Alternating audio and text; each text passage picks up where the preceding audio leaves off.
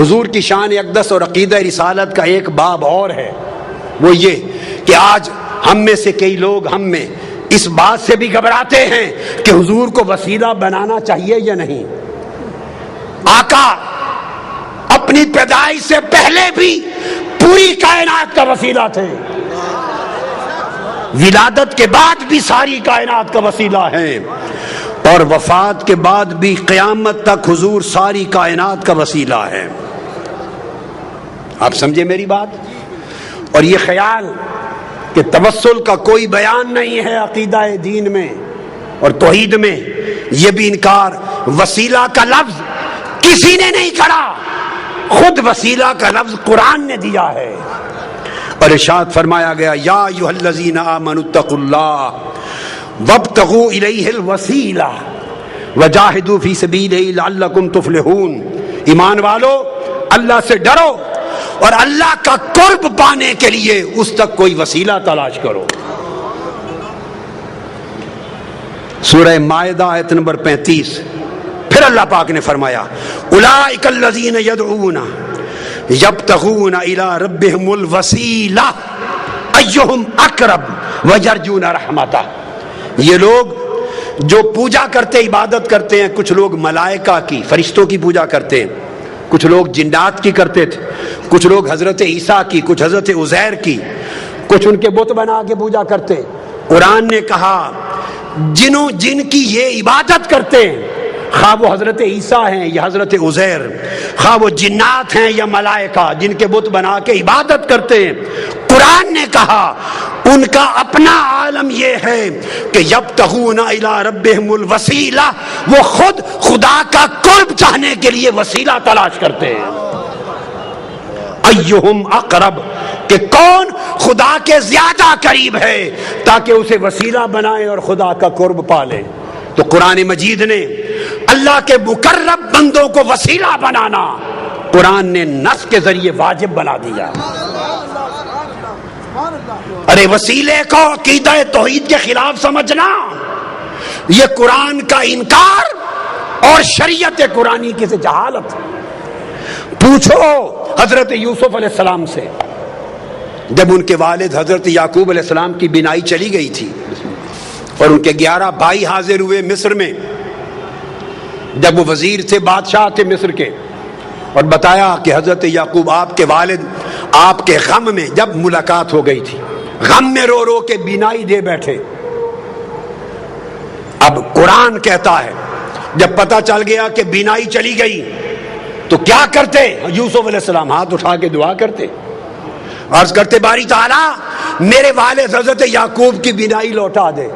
آج صرف یہی طریقہ بتایا جاتا ہے نا، صرف یہ۔ تو یوسف علیہ السلام نے یہ کام نہیں کیا، کر سکتے تھے۔ اللہ کے پیغمبر سے بہتر توحید کو کون جانتا ہے؟ کرتے باری تعالیٰ میرے باپ یعقوب کو بینائی دے دے۔ حضرت یعقوب علیہ السلام خود نبی ہیں، خود نبی، وہ خود دعا کرتے مولا مجھے بینائی دے دے۔ نہ حضرت یعقوب نے خود براہ راست دعا کی، نہ حضرت یوسف علیہ السلام نے کی۔ تو کیا کیا؟ جب پتہ چلا کہ بینائی چلی گئی، اپنا قمیض اتار کے دے دیا۔ قمیض اتار کر قرآن کہتا ہے اذهبوا بقمیصی ھذا فالقوه علی وجه ابیات بصیرا فلما ان جاء البشیر فالقاه علی وجهه فارتد بصیرا۔ اپنا قمیض اتارا جو حضرت ابراہیم علیہ السلام کے وقت سے ان کے پاس چلا آتا تھا، اتار کے قمیض دیا اور کہا یہ میرا قمیض میرے والد حضرت یعقوب کے چہرے آنکھوں پہ رکھنا، اس کے وسیلے سے بینائی آ جائے گی۔ قرآن بول رہا ہوں، پر وہ قرآن بتاتا ہے کہ جب وہ قمیض لے کے بھائی آیا، حضرت یعقوب کے چہرے پہ رکھا، حضرت یوسف کے قمیض کے وسیلے سے بینائی لوٹ آئی۔ اب وسیلے کا انکار کرنا دو پیغمبروں کی سنت کا انکار ہے اور قرآن مجید کی نص کا انکار ہے۔ یہ کیسی جاہلانہ توحید ہے جو تمہیں وسیلے سے دور لے جا رہی ہے۔ ارے وسیلہ مصطفیٰ کے بغیر تو آپ کے ہمارے باپ حضرت آدم کی توبہ بھی قبول نہ ہوتی۔ آقا علیہ السلام کی اپنی سنت دیکھیے کیا ہے. اپنی سنت آقا علیہ السلام کی کہ حضور خود بھی وسیلے سے دعا کرتے. سبحان اللہ. میں آپ کو حدیث دے رہا ہوں اور یہ حدیث دے رہا ہوں آج تک کسی محدث نے آقا کی اس دعا کی روایت کو رد نہیں کیا، رد نہیں کیا. اور وہ دعا کیا ہے کہ سیدنا علی المرتضیٰ کرم اللہ وجہ الکریم کی والدہ ماجدہ جب وفات پا گئی، حضرت فاطمہ بنت اسد بن ہاشم آقا علیہ السلام کی چچی تھی، پالا تھا، پیار کیا تھا. وفات ہو گئی جب تو آقا کو بڑا غم تھا. ان کی قبر کھودی مولا علی المرتضیٰ کی والدہ حضرت فاطمہ بنت اسد. جب قبر کھودی تو آقا علیہ السلام خود قبر میں لیٹ گئے. پھر ان کو لحد میں اتارا گیا. لحد میں اتار کر جب اتار چکے تو آقا علیہ السلام نے خود قبر پہ کھڑے ہو کے دعا کی. اب جو دعائے مصطفیٰ حضرت فاطمہ بنت اسد ام علی مرتضیٰ کی قبر پر آقا نے کی ہے وہ دعا سنیے. اس کے بعد وسیلہ مصطفیٰ کا انکار کرنا، اس کو چاہیے کہ دین اسلام چھوڑ دے، وہ بے ایمان. کسی محدث نے اس کو رد نہیں کیا. آپ نے دعا کی اور دعا کی اللہم اللذیم اللہ الذی یحیی و یمیت وہو حی لا یموت اغفر لأمی فاطمہ بنت اسد ولقنہا حجتہا. اے اللہ جو زندہ اور سلامت ہے اور قائم و دائم ہے، جو فوت نہیں ہوتا، میری ماں فاطمہ بن اسد کی بخشش فرما، اس کو اس کے کلمہ کی تلقین فرما. اور آگے وَوَسِّعْ عَلَيْهَا مَدْخَلَهَا، اس کی قبر کو اس پر وسیع کر دے بے حق کے نبی کا، تجھے تیرے نبی محمد مصطفیٰ کا وسیلہ. آقا علیہ السلام دعا کر رہے ہیں، فرمایا وَسِّعْ عَلَيْهَا مَدْخَلَهَا بِحَقِّ نَبِيِّكَ، بالا باری تعالیٰ تجھے میرا واسطہ، میرا وسیلہ محمد مصطفیٰ کا وسیلہ اس کی قبر کو وسیع کر دے.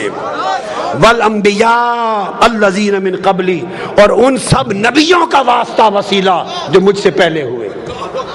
اب یہ کہنا کہ اس طریقے سے دعا کرنا جائز نہیں کہ نبی کے واسطے سے بخش دے، نبیوں کے واسطے سے بخش دے، فلاں کے وسط کے وسیلے سے بخش دے، ایسا اگر کوئی شخص کہے تو اس سے بڑا جاہل کوئی نہیں ہے قرآن اور حدیث کا. آقا علیہ السلام نے سنت بنایا.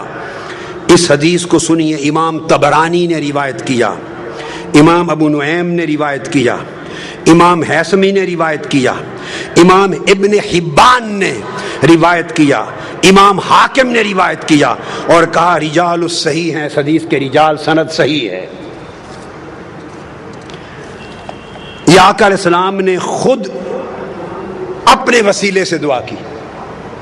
ارے جب آقا علیہ السلام کی ولادت بھی نہ ہوئی تھی، حضرت عمر فاروق رضی اللہ تعالیٰ عنہ روایت کرتے ہیں، سرکار فاروق اعظم، اور اس حدیث کو امام حاکم نے روایت کیا، امام بیہقی نے، اور امام حاکم نے کہا ھذا حدیث صحیح الاسناد.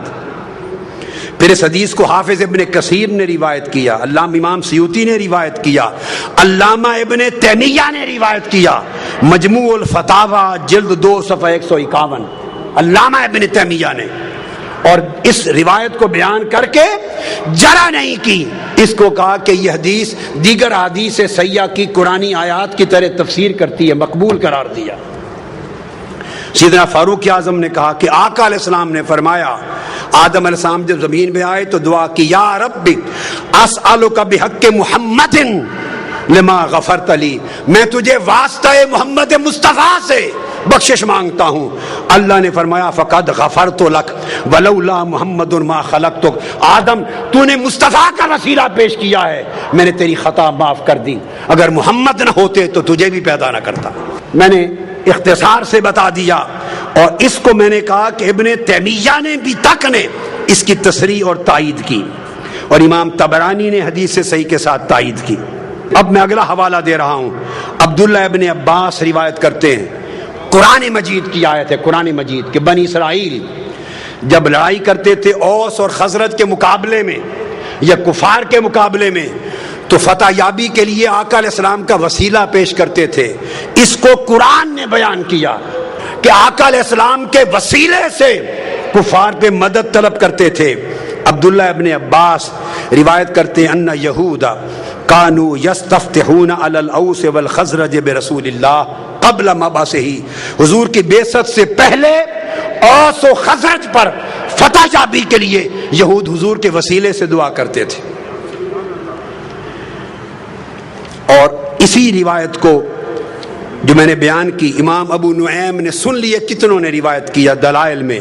حافظ ابن حجر عسقلانی نے اس کو روایت کیا اصابہ میں, امام طبری نے تفسیر ابن جریر میں, امام ابن ابی حاتم نے اپنی تفسیر میں, حافظ ابن کثیر نے اپنی تفسیر میں, اور پھر امام بغوی نے تفسیر معالم التنزیل نے, علامہ زمخشری نے اپنی تفسیر میں, امام قرطبی نے اپنی تفسیر میں, امام بیضاوی نے اپنی تفسیر میں, امام نصفی نے اپنی تفسیر میں, امام ابن حبان نے اپنی تفسیر میں, امام خازن نے اپنی تفسیر میں, امام اندلسی نے اپنی تفسیر میں, ابن کثیر نے اپنی تفسیر میں, امام ابو سعود نے اپنی تفسیر میں, سیوطی نے اپنی تفسیر میں, اور علامہ آلوسی نے اپنی تفسیر میں, روح البیان نے اپنی تفسیر میں, امام شوکانی نے فتح القدیر میں, قاضی ثناء اللہ پانی پتی نے اپنی تفسیر میں. الغرض جو تفسیر دنیا کی ائمہ کی اٹھائیں, کسی ایک مفسر نے 1200 سال کے ذخیرہ تفسیر میں اس کا انکار نہیں کیا, ہر ایک نے بیان کیا. آج کوئی شخص کیا جرت رکھتا ہے کہ قرآن کی اس آیت کی تفسیر کا انکار کرے جسے 1400 سال تک ہر امام تفسیر نے اور ہر محدث نے اس کو بیان کر کے اس پر اعتماد کیا. حضرت معاذ نے کہا, یہود کو پکڑ لیا, حضرت بشر بن البراء نے پکڑ لیا اور کہا یہودیوں ہم جب مشرک تھے تم حضرت محمد مصطفیٰ کا وسیلہ دے کر ہم سے فتح مانگتے تھے اللہ سے اور فتح یاب ہوتے تھے, آج ہم ان پر ایمان لے آئے تم منکر ہو گئے. اتنا معروف قرآن کا حکم امام بہقی نے, امام طبری نے, ابن حاتم نے. الغرض اگر میں 500 کتب کا حوالہ دوں تو 1200 سال میں 500 تفسیریں حدیثیں پر جائیں. کون انکار کر سکتا ہے سوائے اس شخص کے جو جاہل ہے, جس نے عربی کتابیں کبھی کھول کے نہیں دیکھی, جس کو 2 سطریں پڑھنی نہیں آتی اور وہ لوگوں کے سامنے عقیدہ بیان کرتا ہے. پھر اس کے بعد آقا علیہ السلام نے حکم دیا, جو تو عمل تھے. حضور علیہ السلام کی بارگاہ میں ایک نابینا شخص آیا, عثمان بن حنیف روایت کرتے ہیں. عرض کیا یا رسول اللہ میں نابینا ہو گیا ہوں, دعا کر دے میری بینائی آ جائے. مختصر کر رہا ہوں. آقا نے فرمایا چھوڑ دوں آخرت کے لیے اچھا ہے یا کر دوں؟ نہیں آقا دعا کر دے ٹھیک ہو جاؤں. میرے آقا نے فرمایا پھر میں دعا نہیں کرتا, تمہیں دعا سکھاتا ہوں تاکہ قیامت تک میری امت کو دعائے وسیلہ مل جائے. دعائے وسیلہ تاجدار کائنات نے سکھائی. کون ہے مصطفیٰ کی سکھلائی ہوئی دعائے وسیلہ کا جو انکار کرے؟ آقا نے فرمایا گھر جا, وضو کر دو, نفل پڑھ اور یوں دعا کرنا اللہم انی اسألک واتوجہ الیک بمحمد نبی الرحمت یا محمد. پکارنا میرا نام لے کر, انی قد توجہت بک الی ربی فی حاجتی ہذہ لتقضی اللہم فشفع فی. دعا کرنا ہے اللہ میں تجھ سے سوال کرتا ہوں اور تیری بارگاہ کی طرف متوجہ ہوتا ہوں نبی رحمت حضرت محمد مصطفیٰ کے وسیلے سے, حضور کے واسطے سے. یہ کہہ کر آقا نے فرمایا پھر مجھے پکارنا, کہنا یا محمد. آج لوگ کہتے ہیں کہ حضور کو پکارنا جائز نہیں. ارے جائز ناجائز کی شریعت آپ نے اور میں نے بنائی ہے. جائز ناجائز والی شریعت مصطفیٰ نے بنائی ہے. یہ حق نہ تجھے ہے نہ مجھے ہے, یہ حق مصطفیٰ کو ہے. مصطفیٰ خود فرمائیں گھر جا کے دعا کر کے مجھے پکار کے کہنا یا محمد. تم حضور کے منکر ہو. یہ کہہ کر انہوں نے دعا کی یا محمد آپ کے وسیلے سے اللہ سے مانگتا ہوں. تو پھر حدیث پاک میں آتا ہے آگے اس نے حضور کے وسیلے سے دعا مانگی. عثمان بن حنیف کہتے ہیں ابھی ہم بیٹھے ہی تھے, مجلس ختم نہ ہوئی تھی کہ وہ شخص بینا ہو کر پلٹ کر آ گیا مصطفیٰ کی بارگاہ میں. حضور کے وسیلے سے دعا مانگنے کی دیر تھی کہ بینا ہی لوٹ آئی. یہ حضور کی حیات پاک تھی. اب بعض لوگ یہ کہتے ہیں کہ وفات کے بعد حضور کو نہیں پکارنا چاہیے, اور وفات کے بعد آج حضور سے نہیں مانگنا چاہیے, وفات کے بعد حضور کا کوئی وسیلہ نہیں. ارے خدا کے بندو, اپنے من گھڑت دین کو لوگوں کو بیان کر کے گمراہ نہ کرو, وہ دین بیان کرو جو مصطفیٰ نے سکھایا ہے. اب یہی حدیث امام طبرانی روایت کرتے ہیں, اور امام بیہقی روایت کرتے ہیں, امام منذری روایت کرتے ہیں, اور لکھتے ہیں حاذل حدیث حدیث صحیح. کوئی یہ نہ کہے کہ حدیث ضعیف دے رہا ہوں. ائمہ نے حدیث کو صحیح لکھا. کہتے ہیں وہی شخص حضرت عثمان غنی کا زمانہ تھا, وہ حیات تھا, وہ جس کی بینائی لوٹ آئی تھی حضور کے وسیلے والی دعا سے. ایک اور شخص تھا, اس کو کوئی کام تھا سیدنا عثمان غنی کے بعد, وہ بار بار جاتا, دروازے کے بواب اسے ملنے نہ دیتے, اس کی حاجت پوری نہ ہوتی, وہ پریشان ہو گیا. اچانک اس کی ملاقات عثمان بن حنیف والی روایت میں, وہ جو نابینا تھا, حدیث الدریر, جو بینا ہو گیا تھا حضور کے وسیلے سے, اس سے ہو گئی. اس نے کہا آؤ گھر جا کے یہ دعا پڑھو اور حضور کو پکارو یا محمد. آقا علیہ السلام کا دور گزر گیا, سیدنا عثمان غنی کا زمانہ ہے. اس نے پھر دعائے وسیلہ پڑھی, یا محمد پکارا. پکار کے پلٹا, سیدنا عثمان غنی کے دروازے پر گیا ہی تھا, جو بواب اسے کھڑا نہیں ہونے دیتا تھا, اس نے بازو پکڑا اور عثمان غنی کی کرسی کے ساتھ جا کے بٹھا لیا. وہیں اس کا کام ہو گیا. اور محدثین فرماتے ہیں کہ اس سے ثابت ہوا کہ قیامت تک جب حاجت ہو تو وسیلہ مصطفیٰ کی ان کلمات کے ساتھ دعا کی جائے.